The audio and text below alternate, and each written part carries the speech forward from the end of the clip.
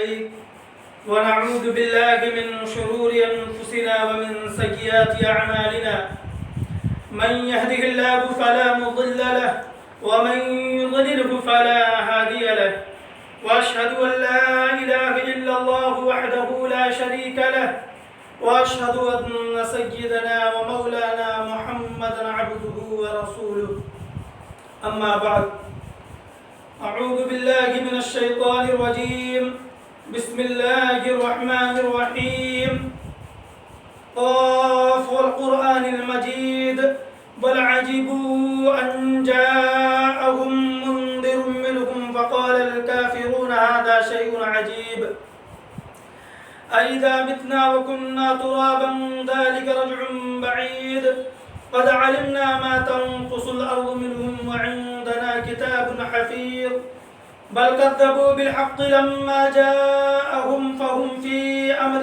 مريج أفلم ينظروا إلى السماء فوقهم كيف بنيناها وزيناها وما لها من فروج والأرض مددناها وألقينا فيها رواسي وأنبتنا فيها من كل زوج بهيج تبصرة وذكرى لكل عبد منيب ونزلنا من السماء ماء مباركا فأنبتنا به جنات وحب الحصيد والنخل باسقات لها طلع نضيد رزقا للعباد وأحيينا به بلدة ميتا كذلك الخروج كذبت قبلهم قوم نوح وأصحاب الرس وثمود وعاد وفرعون وإخوان لوط وأصحاب الأيكة وقوم تبع كل كذب الرسل فحق وعيد أفعينا بالخلق الأول بل هم في لبس من خلق جديد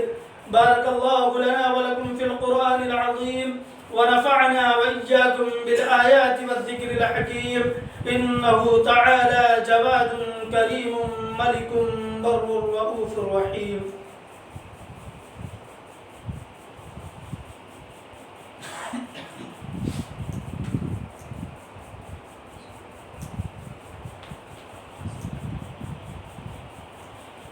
الحمد لله نحمده ونستعينه ونستغفره ونؤمن به ونتوكل عليه ونعوذ بالله من شرور أنفسنا ومن سيئات أعمالنا من يهده الله فلا مضل له ومن يضلله فلا هادي له وأشهد أن لا إله إلا الله وحده لا شريك له وأشهد أن سيدنا ومولانا محمدا عبده ورسوله أما بعد فإن خير الحديث كتاب الله وخير الهدي هدي محمد صلى الله عليه وسلم وشر الأمور محدثاتها وكل محدثة بدعة وكل بدعة ضلالة وكل ضلالة في النار فقد قال الله تبارك وتعالى في كلامه المجيد والفرقان الحميد أعوذ بالله السميع العليم من الشيطان الرجيم بسم الله الرحمن الرحيم إن الصلاة كانت على المؤمنين كتابا موقوتا. تمام قسم کی تعریفات و توصیفات کبریائی اور بڑائی حمد و ثنا اللہ رب العزت کے لیے لائق و زیبا ہے جو خالق کائنات مالک ارض و سما ہے. بعدہ درود و سلام ہو تمام انبیاء علیہم الصلاۃ والتسلیم پر، خصوصاً آخری نبی جناب محمد عربی صلی اللہ علیہ وسلم پر. حاضرین جمعہ، میرے دینی ملی بھائیوں، اس بات کا علم مجھے اور آپ کو اچھے طریقے سے ہے کہ اسلام میں داخل ہونے کے بعد، یعنی اگر کوئی انسان اسلام کے اندر آنا چاہتا ہے، اسلام کو اپنانا چاہتا ہے اور وہ مسلمان بننا چاہتا ہے، تو سب سے پہلے لا الہ الا اللہ محمد رسول اللہ کا اقرار کرنا پڑتا ہے۔ جب اس بات کا اقرار کر لیتا ہے انسان تو وہ دائرہ اسلام میں آ جاتا ہے۔ اور یہ بات اچھی طریقے سے ہمیں اور آپ کو بھی معلوم ہے کہ دائرہ اسلام میں داخل ہونے کے بعد، اسلام کے اندر آ جانے کے بعد ایک انسان کے اوپر، ایک مسلمان کے اوپر جو سب سے پہلا حکم لاگو ہوتا ہے، جس حکم پر سب سے پہلے ایک مسلمان کو عمل کرنا ہوتا ہے، وہ نماز ہے۔ اس بات کا علم ہمیں اور آپ کو اچھی طریقے سے ہے کہ اسلام میں داخل ہونے کے بعد سب سے پہلے نماز پڑھنا ہوگا۔ یعنی ایک مسلمان کی یہ پہچان ہے کہ مسلمان نماز کو نہیں چھوڑتا، نماز کو قائم کرنے والا ہوتا ہے۔ اب آئیے، دنیا نے بہت ترقی کر لی، دنیا دن بدن ترقی کے منازل کی طرف گامزن ہے، دنیا نئے نئے طریقے سے ترقی کے راستے پر چل رہی ہے۔ اور یہ بات آپ کو اچھی طریقے سے معلوم ہونا چاہیے کہ دنیا کے اندر جس طریقے سے تبدیلی پیدا ہو رہی ہے، جس طریقے سے تبدیلی آ رہی ہے اور دنیا ترقی کر رہی ہے، آج جو دنیا کے اندر سب سے بھیانک تبدیلی آئی ہے، آج دنیا کے اندر جو سب سے خطرناک تبدیلی آئی ہے، وہ تبدیلی یہ ہے کہ آج دنیا کے اندر لا الہ الا اللہ محمد رسول اللہ کا اقرار کرنے والا بے نمازی ہے۔ اب یہ ایک سوال ہمارے سامنے کھڑا ہوتا ہے، ہمارے ذہن کے سامنے ایک سوال آتا ہے کہ آخر اسلام میں داخل ہونے کے بعد جو سب سے پہلی شرط ہے کہ مسلمان وہ ہے جو نماز پڑھتا ہے، آخر نماز ہم کیوں نہیں پڑھتے؟ ایک سوال ہمارے سامنے کھڑا ہوتا ہے، اور جب ہم اس کا جواب تلاش کرتے ہیں، جب اس کا ریزن تلاش کرتے ہیں، جب اس کی وجہ تلاش کرتے ہیں، سبب تلاش کرتے ہیں، تو سب سے پہلی وجہ، سب سے پہلا سبب ہمیں یہ نظر آتا ہے کہ آج کے نوجوانوں کے اندر، اکثر نوجوانوں کے اندر بے نمازی کا خون دوڑ رہا ہے۔ جملہ سخت ہے، معاف کیجئے گا، لیکن حقیقت ہے کہ آج دنیا کے اندر جو نوجوان ہیں، اکثر نوجوانوں کی رگوں میں بے نمازی کا خون ہے۔ اور یہ بات آپ اچھی طریقے سے جانتے ہیں، ہم بھی جانتے ہیں کہ انسان کا وجود ماں اور باپ کے نطفے سے ہوتا ہے۔ باپ نے کبھی مسجد دیکھی ہی نہیں، باپ نے پوری زندگی کبھی نماز پڑھی ہی نہیں، اس نے مسجد میں کبھی جا کر اللہ کے سامنے سجدہ کیا ہی نہیں، اس نے اللہ اکبر کی صدائیں کبھی بلند ہی نہیں کی، ماں نے کبھی نماز پڑھا ہی نہیں۔ تو ظاہر سی بات ہے کہ ایک انسان کا وجود جو ماں اور باپ کے نطفے کے ذریعے سے ہوتا ہے، اولاد کے اندر وہ چیز تو پائی ہی جائے گی۔ تو سب سے پہلی وجہ اور سب سے اہم سبب یہ ہے کہ آج کے نوجوانوں کے اندر، ان کی رگوں کے اندر بے نمازی کا خون دوڑتا ہے۔ اسی طریقے سے جب ہم دوسری وجہ تلاش کرتے ہیں تو ایک وجہ یہ ہمارے سامنے آتی ہے کہ ہم نے رب سے مانگنا چھوڑ دیا، ہم نے اللہ سے مانگنا چھوڑ دیا، اللہ سے ہم کسی بات کی توفیق مانگتے ہی نہیں۔ اب دنیا کی مثال لے لیجئے، اگر آپ کو ایک بجلی کی ضرورت ہے، آپ اگر چاہتے ہیں کہ میرے گھر میں بجلی آ جائے تو ظاہر سی بات ہے کہ آپ کو کنیکشن کے لیے اپلائی کرنا پڑے گا۔ ایک نظام ہے، بجلی ہے، ٹرانسفارمر میں موجود ہے، گلی کے اندر بجلی موجود ہے، محلے کے اندر بجلی موجود ہے، لیکن وہ بجلی جب ہمیں اپنے گھر میں لانا ہوگا تو اس کے لیے ہمیں اپلیکیشن ڈالنا پڑے گا، درخواست ڈالنا پڑے گا، محکمہ بجلی میں ہم کو اپلائی کرنا پڑے گا۔ تو جب دنیا کا ایک نظام ہے کہ نظام کے طریقے سے ہی آپ کا کام ہوگا، تو اللہ تبارک و تعالیٰ کا بھی ایک نظام ہے۔ اللہ تبارک و تعالیٰ بھی اپنے بندوں سے کہتا ہے کہ اے میرے بندو، تم مجھ سے مانگو، مجھے اچھا لگتا ہے، اور جب تم مانگو گے تو میں تمہیں دوں گا۔ رب اجعلنی مقیم الصلاۃ ومن ذریتی۔ کس کی دعا ہے؟ کس نے یہ دعا مانگی تھی؟ وقت کے پیغمبر نے مانگی تھی، وقت کے نبی نے مانگی تھی۔ کیا دعا مانگی تھی؟ رب اجعلنی مقیم الصلاۃ ومن ذریتی، کہ اے میرے پروردگار تو مجھے نمازی بنا دے، ومن ذریتی، اور مجھ سے جو نسلیں آنے والی ہیں ان ساری نسلوں کو تو نمازی بنا دے۔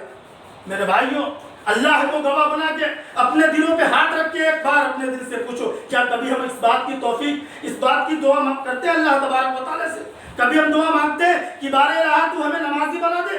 کبھی ہمارے دل سے یہ دعا نکلتی ہے کہ الہ العالمین ہم سے جو نسلیں آنے والی ہے، جو ہماری اولاد دنیا کے اندر آنے والی ہے، الہ العالمین تو اس کو نمازی بنا دے؟ ہم تو مانگنا ہی چھوڑ دیے۔ یہ بھی ایک وجہ ہے، یہ بھی ایک سبب ہے کہ آج معاشرے کے اندر سے نمازیوں کی تعداد دن بدن کم ہوتی جا رہی ہے۔ تیسری وجہ، تیسرا اہم سبب یہ ہے کہ ہم نے روح کو غذا دینا چھوڑ دیا ہے۔ آج ہماری باڈی کے اندر، ہمارے جسم کے اندر کسی چیز کی جب کمی ہوتی ہے تو ہم ڈاکٹر کی طرف رجوع کرتے ہیں. ڈاکٹر ہمیں مشورے دیتا ہے, صلاح دیتا ہے کہ تمہارے باڈی کے اندر کیلشیم کی کمی ہے, تمہارے باڈی کے اندر پروٹین کی کمی ہے, تم یہ کھاؤ, تمہارے لیے یہ غذا مناسب ہے, اور ہم اس پر عمل کرتے ہیں.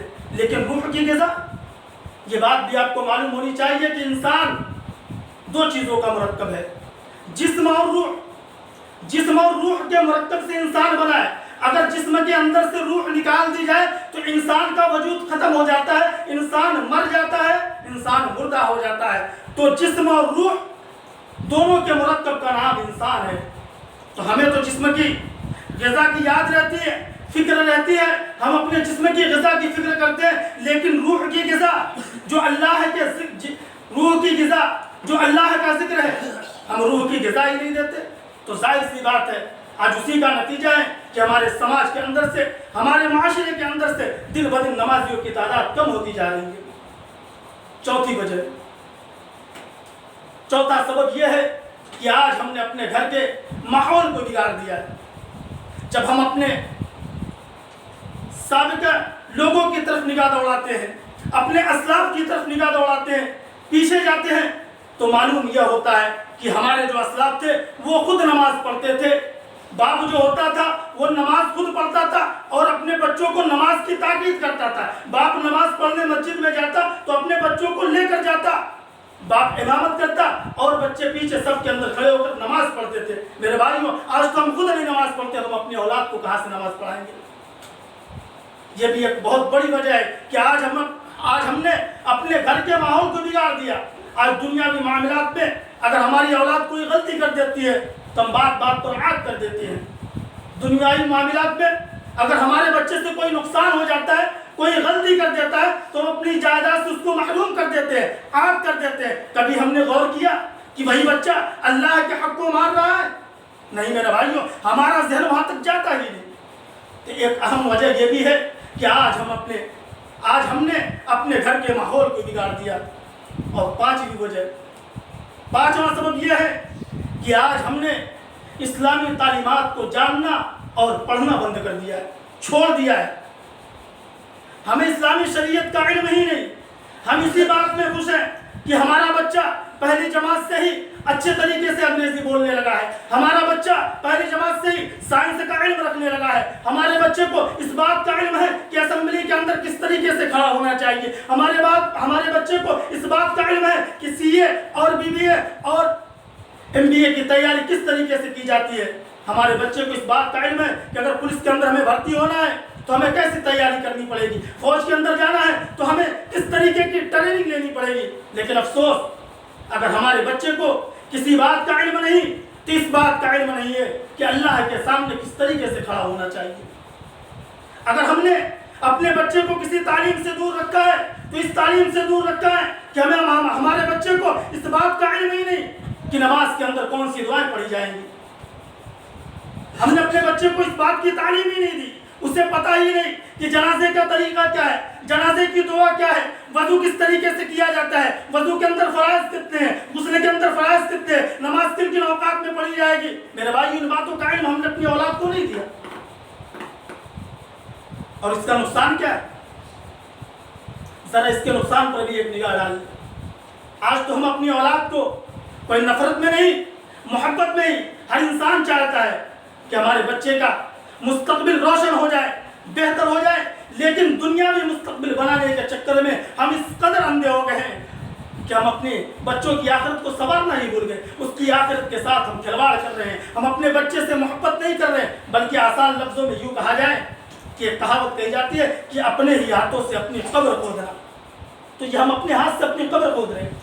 انجام کیا ہوگا کل قیامت کے دن, جب اللہ رب العزت کے سامنے ان بچوں کو پیش کیا جائے گا جن بچوں کی آخرت سے ہم نے کھلواڑ کیا, جن بچوں کو ہم نے اسلامی تعلیمات سے دور رکھا, صرف محبت میں, دنیا بنانے کے چکر میں. یہی بچے کل اللہ رب العزت کی بارگاہ میں اپنے باپ کا گریبان پکڑ کر اللہ کے سامنے پیش کر دے گا اور کہے گا, اے پروردگار, دنیا کے اندر بظاہر تو یہ میرا باپ تھا, لیکن دنیا بنانے کے, دنیا حاصل کرنے کے اس نے سارے طریقے مجھے سکھا دیے تھے.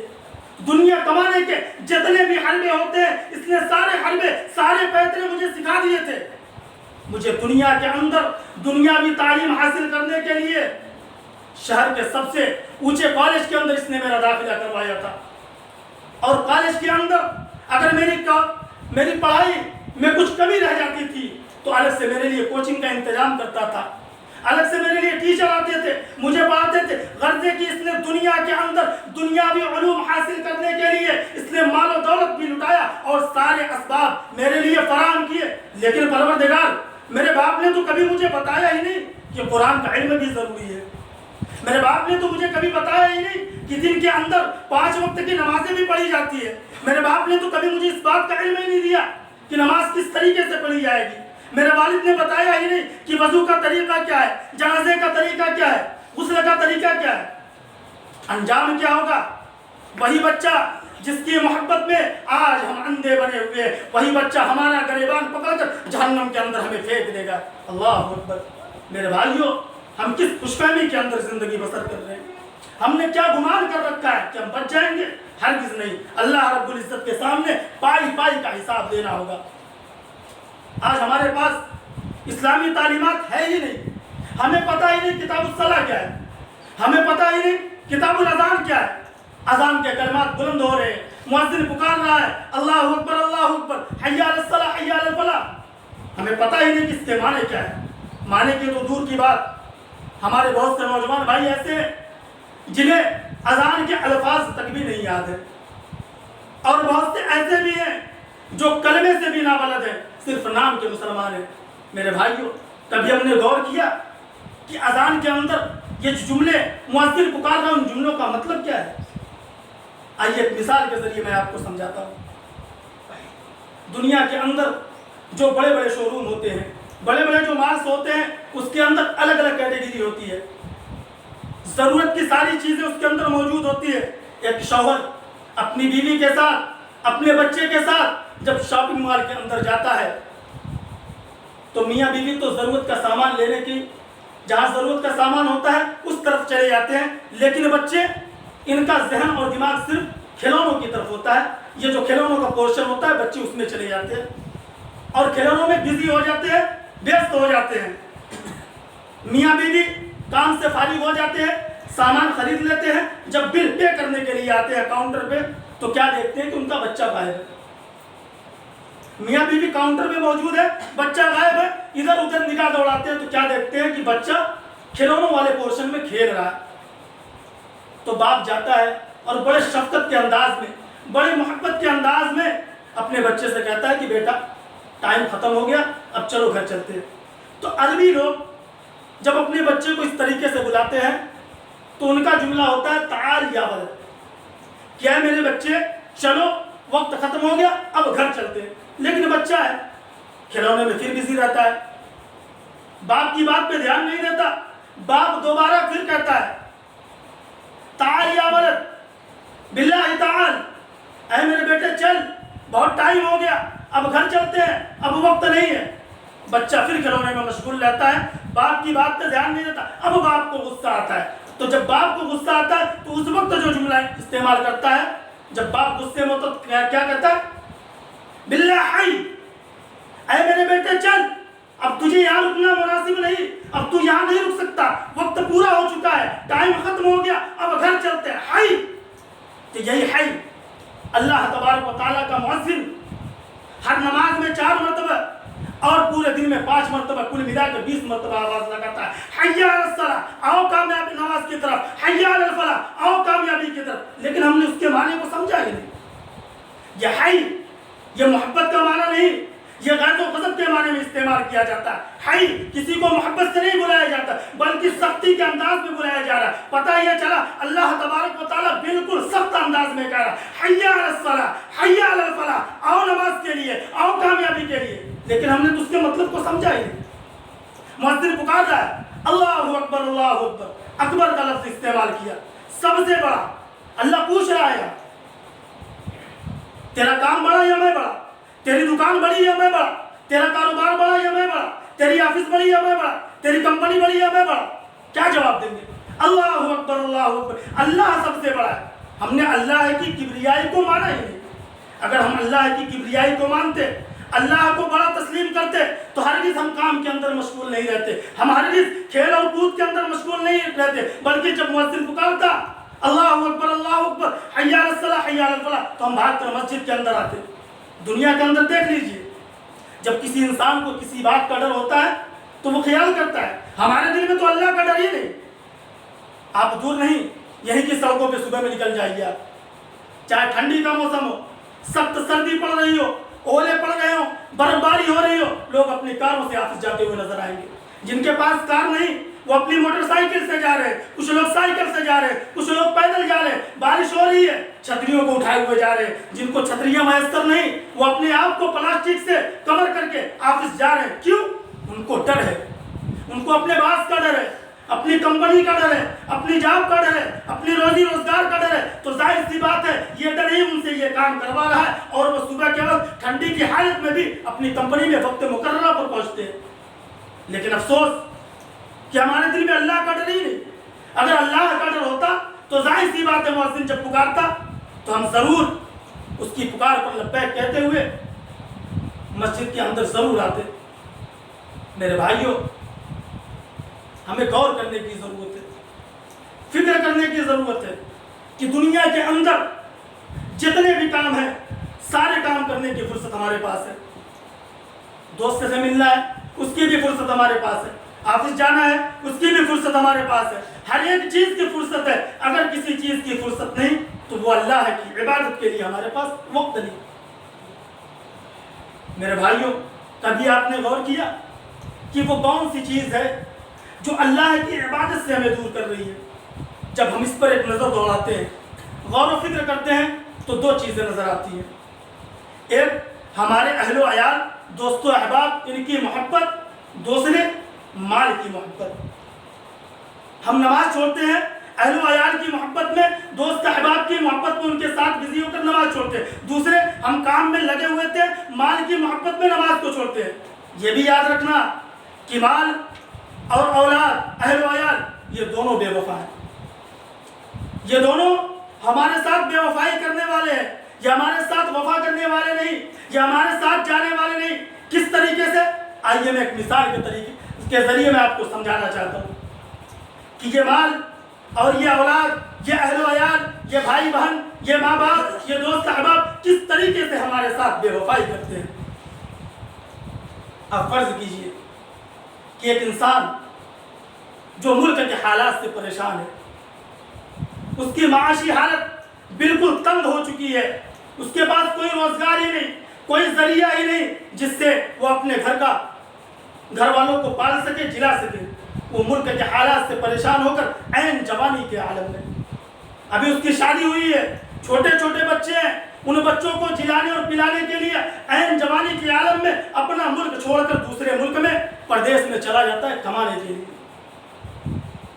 اپنی جوانی کو قربان کیا اس نے، کس چیز کے لیے؟ کمانے کے لیے۔ وہاں جاتا ہے، وہاں کی دقتوں کو، صعوبتوں کو برداشت کرتا ہے۔ گھر کے اندر ناز و نخرے سے پلنے والا نوجوان بدیش کے اندر جا کر وہاں جو ہے وہاں کے تاپمان کے اندر اپنے آپ کو جھلساتا ہے۔ سر پہ بال ہوتے ہیں، بال بھی ختم ہو جاتا ہے، جھڑ جاتا ہے۔ بال کالے تھے، سفید ہو گئے، جسم کا رنگ سفید تھا لیکن دھوپ کے اندر جلتے جلتے جسم کا رنگ سیاہ پڑ گیا۔ کس چیز کے لیے چل رہا ہے؟ مال کمانے کے لیے۔ اور جب مال کما لیتا ہے، اپنی جوانی لگا دیتا ہے، تو ایک وقت ایسا آتا ہے کہ اس مال کو لے کر اب واپس گھر آنے کا وقت ہوتا ہے۔ میرے بھائیوں، اس چیز کو ذرا غور سے سننا اور اپنے دل کے کانوں سے ان الفاظ کو غور سے سننا۔ جب وہ انسان، وہ نوجوان کمانے کے بعد گھر آتا ہے تو جو بھی مال و متاع اس کے پاس ہوتا ہے بڑی حفاظت کے ساتھ اسے اپنے پاس رکھتا ہے، اپنی اٹیچی کے اندر، کپڑوں کے اندر سمیٹ کر اس مال کو رکھتا ہے تاکہ کسی کی نظر نہ پڑے۔ اپنے پینٹ کے اندر اس مال کو چھپاتا ہے، اس روپے پیسے کو اپنے موزوں کے اندر چھپاتا ہے۔ کیوں؟ تاکہ کسی کی نظر نہ پڑے۔ اور جب وہ واپس آتا ہے، اپنے شہر کے قریب جاتا ہے تو پتہ یہ چلتا ہے کہ کسی نے جاسوسی کر دی، کسی نے لٹیروں کو اس بات کا علم دے دیا کہ فلاں شخص آ رہا ہے بدیش سے، اس کے پاس مال ہے، دولت ہے اور کافی مقدار میں ہے۔ اب لٹیرے اس کے پیچھے پڑ جاتے ہیں، ڈاکو اس کے پیچھے پڑ جاتے ہیں اور اسے دھر دبوچتے ہیں، اور جب اسے گھیر لیتے ہیں تو اس نوجوان کی کیفیت کیا ہوتی ہوگی میرے بھائی؟ ظاہر سی بات ہے ایک انسان جو اپنی آل اولاد کو چھوڑ کر اتنے زمانے سے پردیس کی صحبتوں اور مشقتوں کو برداشت کر کے مال و دولت کمایا تھا، اسے جب ڈاکوؤں نے گھیر لیا تو اس انسان کی کیفیت کیا ہوتی ہے؟ وہ ان لٹیروں سے، ان ڈاکوؤں سے لڑنے لگتا ہے، جھگڑنے لگتا ہے۔ وہ کہتا ہے میرے بھائی میرے مال کو نہ چھینو، اگر میرا مال لٹ گیا، میرے پیسے چھین لیے تو میں اپنی بیوی کو کیا دوں گا؟ میرے چھوٹے چھوٹے معصوم بچے ہیں، میں ان بچوں کو کیا دوں گا؟ میری ماں میرے انتظار میں، میں اپنی ماں کو کیا منہ دکھاؤں گا؟ میرے بھائی میرے انتظار میں کہ آج میرا بھائی پردیس سے کما کر آ رہا ہے، میں اپنے بھائی کو کیا دوں گا؟ لیکن لٹیرے اور ڈاکو اس کی بات کو نہیں سنتے ہیں، مال کو لوٹتے ہیں اور فائرنگ کر دیتے ہیں۔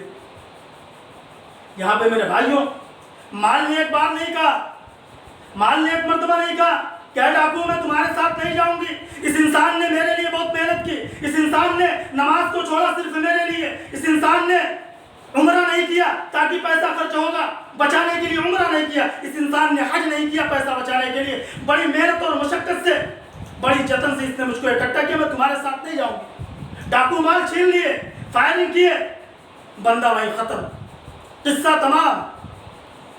اب گھر کی کیا کیفیت ہے؟ چھوٹے چھوٹے بچے انتظار میں ہیں کہ آج میرے والد محترم پردیس سے آ رہے ہیں، کیا دیکھتے ہیں کہ کپڑوں میں لپیٹی ہوئی ایک لاش گھر میں آ رہی ہے۔ بیوی جسے کتنا ارمان تھا، کتنی شدت سے اس نے انتظار کیا ہوگا اپنے شوہر کا، گھر میں جب دیکھ رہی ہے دروازے پہ تو لاش آ رہی ہے۔ ماں جس کا جوان بیٹا آج پردیس سے صدیوں بعد آنے والا تھا، گھر کا چشم و چراغ آج زمانے بعد گھر آنے والا تھا، ماں کیا دیکھ رہی ہے؟ کفن میں لپیٹا ہوا ایک مردہ، ایک لاش گھر میں آ رہی ہے۔ بھائیوں نے کیا دیکھا؟ ایک لاش گھر میں آ رہی ہے۔ میرے بھائیوں ان کے دل پر کیا بیتی ہوگی؟ کتنا جتن رہا ہوگا، کتنا ارمان رہا ہوگا، کتنی بے صبری سے اس نے انتظار کیا ہوگا ان گھر والوں نے، لیکن گھر میں آئی تو کیا آئی؟ وہ نوجوان نہیں آیا بلکہ اس کی لاش آئی۔ خیر اب کیا ہوگا؟ اب گھر والے اس کو لے کر چل دیے۔ کہاں چلے؟ قبرستان، قبر میں اس کو لٹا دیے، منو مٹی کے نیچے اس کو دبا کر واپس چلے آئے۔ ذرا غور کرنا، آج ہم جس کے لیے پاگل ہوئے ہیں، جن کے فیوچر اور مستقبل کے لیے ہم اندھے بنے ہوئے ہیں، جس اولاد کے لیے آج ہم دن رات ایک کر رہے ہیں، غور کرنا قبر کے اندر اس بندے کو لٹا دیا گیا۔ بیٹے واپس، بیٹیاں واپس، بھائی واپس، ماں واپس، باپ واپس۔ آج تو بیٹی نے نہیں کہا کہ ابا آج بہت زمانے بعد آپ آئے ہو، آج قبر کے اندر آپ اکیلے لیٹو گے، میں آپ کے ساتھ سوؤں گی۔ بیٹے نے تو نہیں کہا بابا آج میں آپ کو اکیلا نہیں سونے دوں گا۔ بھائی نے تو نہیں کہا میرے بھائی تجھے قبر کی تاریکی میں اکیلا میں نہیں چھوڑوں گا۔ ماں جو سب سے زیادہ پیار کرنے والی تھی، آج ماں بھی کنارے بھاگ رہی ہے، وہ بھی تو نہیں آئی تمہارے ساتھ سونے کے لیے۔ تمہارے باپ وہ بھی قبر کے اندر تمہارے ساتھ نہیں گئے، تو پتہ یہ چلا مال جو ہے ڈاکو لے کے چلے گئے، مال بھی بے وفا، اور قبر کے اندر چھوڑ کر اہل و عیال والے دوست احباب بھی چلے گئے، دوست احباب بھی بے وفا۔ تو مال اور دولت اور دوست احباب، اہل و عیال جن کی محبت میں ہم اللہ کی نافرمانی کرتے ہیں، یہ دونوں بے وفائی کر لیے۔ اب قبر کے اندر جس چیز کی ضرورت تھی وہ چیز تو ہمارے پاس ہے ہی نہیں۔ قبر کے اندر جس نور کی ضرورت تھی، جس روشنی کی ضرورت تھی، وہ روشنی تو ہمارے پاس ہے ہی نہیں۔ میرے بھائی اس وقت ہمارا عالم کیا ہوگا؟ انسان صرف اور صرف ہائے افسوس کرے گا، کوئی راستہ نظر نہیں آئے گا۔ میرے بھائیوں لہذا ضرورت اس بات کی ہے کہ دنیا کے حصول کے ساتھ ساتھ ہماری شریعت نے، میں بار بار کہتا ہوں کہ ہماری شریعت نے کسب حلال کمانے سے، رزق کمانے سے کہیں بھی منع نہیں کیا۔ آپ محنت کرو، آپ اپنے اندر اور ہنر پیدا کرو، اللہ تعالیٰ سے دعا کرو، اللہ تعالیٰ مزید ترقی دے، آپ رزق حلال کماؤ۔ ہماری شریعت میں کہیں منع نہیں کیا گیا، کہیں نہیں لکھا گیا کہ آپ رزق حاصل نہیں کر سکتے، آپ کسب حلال کے لیے کہیں جا نہیں سکتے، محنت و مشقت نہیں کر سکتے۔ میرے بھائی کر سکتے ہیں، لیکن ضرورت اس بات کی ہے کہ جیسے ہم رزق کمانے کے لیے محنت کرتے ہیں، اسی میں سے 5 وقت اپنے کاروبار کو روک لگاؤ، بریک لگاؤ، اپنی دکانوں کا شٹر ڈاؤن کرو۔ اللہ جب پکار رہا ہے حی علی الصلاۃ حی علی الفلاح، تو یہ بات بھی یاد رکھنی چاہیے کہ ہمیں اور آپ کو اللہ تبارک و تعالیٰ سے زیادہ علم نہیں۔ اللہ کیا کہہ رہا ہے؟ حی علی الفلاح، آؤ کامیابی کی طرف۔ تو یہ سمجھ لینا چاہیے کہ کام کرنے میں کامیابی نہیں، جب اللہ تبارک و تعالیٰ کہہ رہا نماز کے لیے آؤ، اسی میں تمہاری کامیابی ہے، تو ظاہر سی بات ہے ہماری کامیابی اسی میں ہے۔ اور یہی مومنوں کی پہچان ہے، رجال اللہ تلہیہم تجارۃ ولا بیع عن ذکر اللہ، کہ جو اللہ کے نیک بندے ہوتے ہیں ان کی خرید و فروخت اور ان کی تجارت اللہ کے ذکر سے ان کو روکتی نہیں۔ تو میرے بھائیوں، ہم دنیاوی امور کے ساتھ ساتھ دنیا میں زندگی بسر کرنے کے لیے جن چیزوں کی ضرورت ہے ان چیزوں کو پورا کرنے کے ساتھ ساتھ ہمیشہ اپنے ذہن میں اس چیز کو رکھے، اپنے مقصد اصلی کو پہچانے، اپنے وجود کو پہچانے کہ اللہ تبارک و تعالیٰ نے ہم انسانوں کو صرف کمانے کھانے کے لیے نہیں پیدا کیا، بلکہ سب سے پہلا مقصد اور واحد مقصد کیا ہے؟ وَمَا خَلَقْتُ الْجِنَّ وَالْإِنسَ إِلَّا لِيَعْبُدُونَ۔ اللہ نے اعلان کر دیا قرآن کے اندر وَمَا خَلَقْتُ الْجِنَّ وَالْإِنسَ إِلَّا لِيَعْبُدُونَ کہ ہم نے انسانوں اور جناتوں کو محض اپنی عبادت کے لیے پیدا کیا۔ تو میرے بھائیوں، یہ چیز ہمارے ذہن و دماغ کے اندر ہمیشہ ہونی چاہیے، اور ہمیں زیادہ سے زیادہ اسلامی تعلیمات کی طرف رجوع کرنا چاہیے۔ ہمیں کتاب الصلاح پڑھنے کی ضرورت ہے، قرآن کریم کی تلاوت کرنے کی ضرورت ہے، قرآن کریم کے اندر جو الفاظ ہیں ان الفاظ کے اوپر غور و فکر کرنے کی ضرورت ہے۔ ان الصلاۃ کانت علی المؤمنین کتابا موقوتا، اللہ تبارک و تعالیٰ نے اس آیت کو قرآن کے اندر کیوں نازل کیا؟ حافظوا علی الصلاۃ والصلاۃ الوسطیٰ، اللہ تبارک و تعالیٰ نے اس آیت کو کیوں نازل کیا؟ میرے بھائیوں، جس دن ہمیں اس بات کا احساس ہو جائے گا کہ اللہ تبارک و تعالیٰ نے ہمیں اپنی عبادت کے لیے پیدا کیا اور ہم اسلامی تعلیمات کی طرف رجوع کریں گے، قرآن کریم کی تلاوت کریں گے، اس کے معنی اور مطالب کی طرف غور و فکر کریں گے، تو یقیناً ہم جو راہ سے بھٹکے ہوئے ہیں، ہم جو اللہ کو بھولے ہوئے ہیں، اللہ کی عبادت سے دور ہیں، یقیناً انشاءاللہ اللہ تبارک و تعالیٰ ہمیں صراط مستقیم پر لا کر کھڑا کر دے گا اور ہم کامیاب اور کامران ہونے والے لوگوں میں سے ہو جائیں گے۔ اب آخر میں اللہ رب العزت سے دعا ہے کہ بار الہ تو ہم تمام مسلمانوں کو اسلامی تعلیمات حاصل کرنے کی توفیق عطا فرما۔ الہ العالمین تو ہم تمام مسلمانوں کو سچا اور پکا نمازی بنا دے۔ الہ العالمین ہمیں اس بات کا مکلف بنا کہ ہم اپنے گریبان کے اندر جھانکے اور دیکھیں ہمارے اندر کیا برائیاں ہیں، اور الہ العالمین ہمیں اپنی برائیوں کو دور کرنے کی توفیق عطا فرما۔ الہ العالمین تو ہمیں، ہمارے گھر والوں کو، ہمارے اہل و عیال کو، ہمارے دوست و احباب کو، تمام لوگوں کو پکا اور سچا نمازی بنا۔ الہ العالمین تو جب تک ہمیں اس دنیا کے اندر زندہ رکھ، ایمان اور اسلام پر زندہ رکھ، اور جب ہمارا خاتمہ ہو تو ایمان بالخیر ہو۔ وآخر دعوانا ان الحمدللہ رب العالمین۔ ان اللہ وملائکتہ یصلون علی النبی یا ایھا الذین آمنوا صلوا علیہ وسلموا تسلیما۔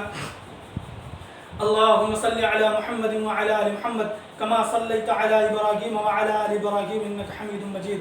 اللهم بارك على محمد وعلى آل محمد كما باركت على إبراهيم وعلى آل إبراهيم إنك حميد مجيد. إن الله يأمر بالعدل والإحسان وإيتاء ذي القربى وينهى عن الفحشاء والمنكر والبغي يعظكم لعلكم تذكرون. اذكروا الله يذكركم وادعوه يستجب لكم ولذكر الله أكبر والله يعلم ما تصنعون.